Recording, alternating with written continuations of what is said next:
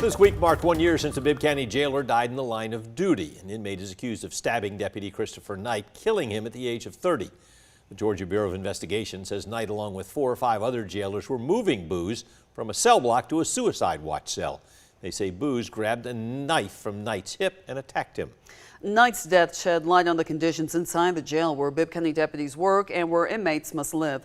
Ashlyn Webb has been on this story since the very beginning tonight. She takes us behind the barbed wire to show us what's changed in the jail since April 2021. Locks not working, inmates getting out of their cells, an understaffed jail, unbearable working conditions. That's just some of what we heard from current and former jailers in the days after Deputy Christopher Knight's death.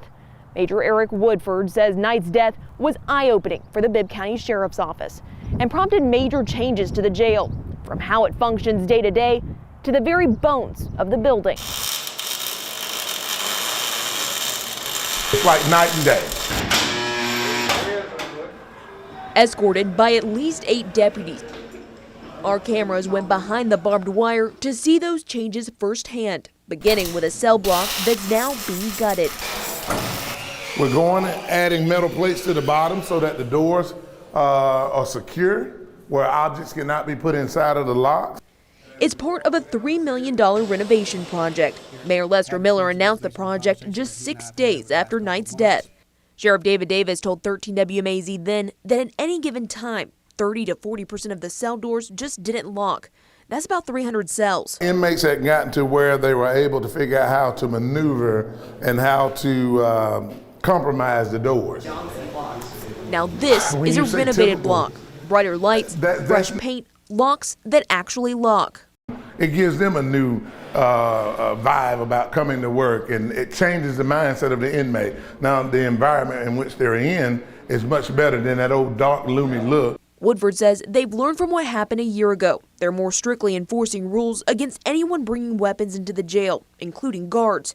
Inmate Albert Booz allegedly used Deputy Knight's personal knife to stab and kill him. Knives, edged weapons, or firearms are not allowed inside of the jail. The sheriff's office also called in the CERT team. It stands for Correctional Emergency Response Team. They trained all jailers on how to get inmates in and out of cells properly and move inmates from block to block. It was more or less sharpening our own skills. Woodford says that team worked with the sheriff's office on unity among the jailers, showing strength in numbers, something tested in the days after Knight's death. Well, unfortunately, I would have to tell you it was overbearing on some of them.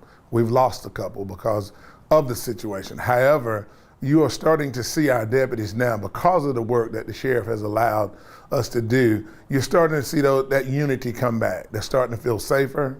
The conditions are changing because now we know when the doors are locked. Is the Bibb County jail safer than what it was in April 2021? Well, the jail has always been safe. What I will tell you is we're doing things a little different.